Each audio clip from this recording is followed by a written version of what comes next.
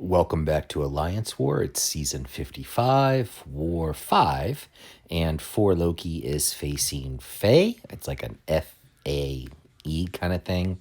I don't know, but my old SSX Alliance mate is Kreema's there, so shout out to them. We had a super close war. But this is a war that I'm actually not going to be bringing Miguel to. Instead, I'm bringing Void, Nefaria, and Negasonic. So we're going to start off here on path 2. First up is a Sassy, and this is an absolutely nothing fight. You know, you just got a tactic defender, use a tactic attacker, and yeah, so that's pretty done. This team came about because when I was planning this war, what I tend to do is plan myself and my paths last and just sort of I take whatever's necessary to kind of like fill out the holes in the plan then. And so this war, I had a heck of a time figuring out what the heck I was going to do. In the second section on Path 5B, which is the Mighty Charge ebb and flow node, because someone had placed a Sentinel there. And so after much discussion amongst the officers of 4 Loki, we decided to try and Nefaria that fight. So you're going to get to see that in some form and a little bit later. But the second fight we have up here is an Atuma. I've taken this fight before on the channel with Chi. Negasonic does great with it. She's just a hard counter to Atuma. She can parry him. Obviously, her incinerates take off his water charges or droplets or whatever the heck they're called. So, we're just getting in that incinerate vulnerability, and then we're going to try and get a beta special 1 out of this guy, but he wasn't playing along. Finally, he throws it when I kind of like walk towards him anyway. Then we do the special 2. You'll notice that I get all my flame charges very quickly, and that's because I actually changed my grip on the phone for the Negasonic special 2.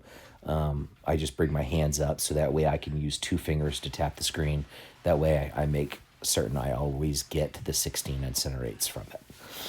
Okay, so now we get onto this Path 5B nastiness. The first fight that we have here is Destroyer.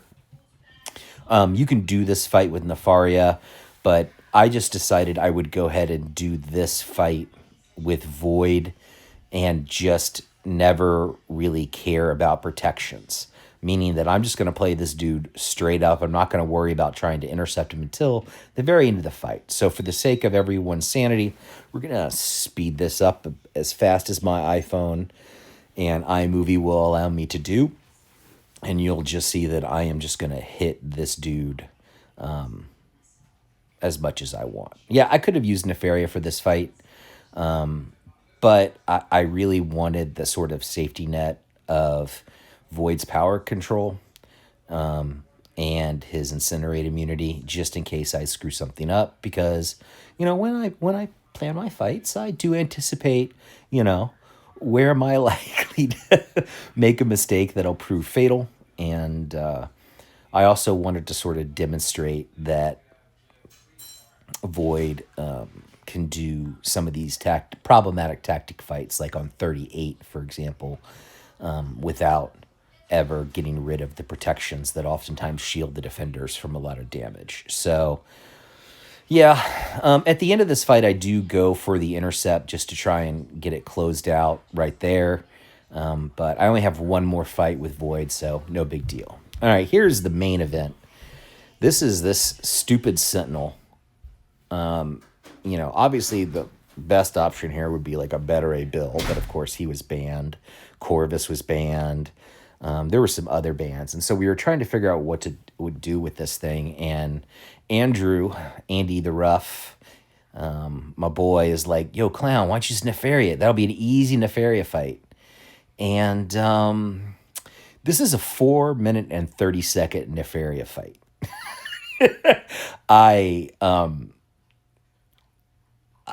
Andy was trying to kill me here.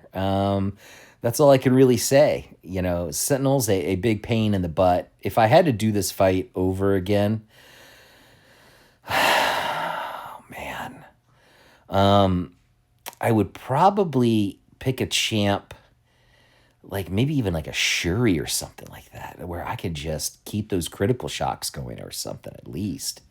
Because Lord have mercy, this stinks. So, we'll probably see this placement in the back half of the season a decent amount. So we got some thoughts on how we'll handle it, but we're not going to be sending Nefaria to this nonsense again, because this is brutal. I mean, I'm not going to pretend that I'm the greatest Nefaria player in the world, but it's just really, really hard to get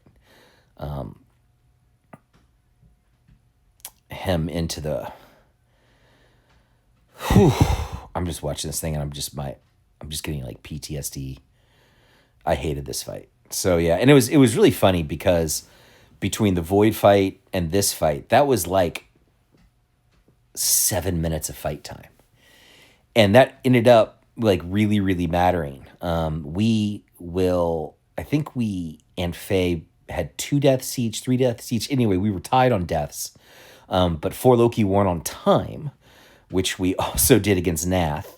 And for the first time in 4Loki history, we won 2 wars in a season on time, much less 2 wars back-to-back on time. So the fact that because I listened to Andy, sold hard on these 2 fights in terms of time, and yet we won it comfortably, just shows how amazing the rest of 4Loki is and how lucky I am to play with such people that can just carry that hard. Man, the end of this fight was messy.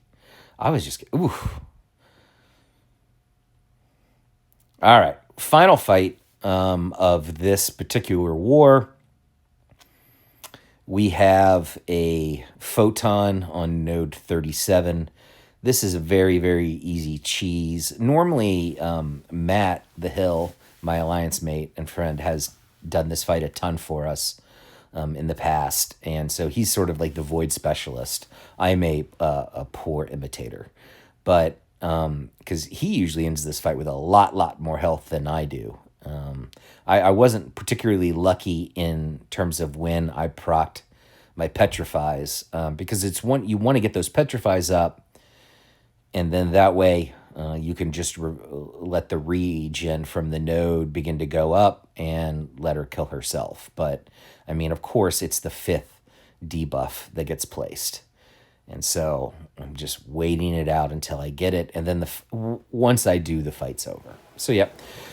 So I went 5-0 this war. We won on time. And I think overall everybody's pretty happy about it. Nothing really exciting this particular war to show or anything, other than, not to use Nefaria in that one particular matchup. But I will say our next war video is going to be 4Loki's war against GT40. And I did some crazy shit with Miguel in that war. So if you want to see some wild Miguel fights, check out the next video. Like, subscribe, all that crap that YouTubers say. And I'll see you in the next life, Jack.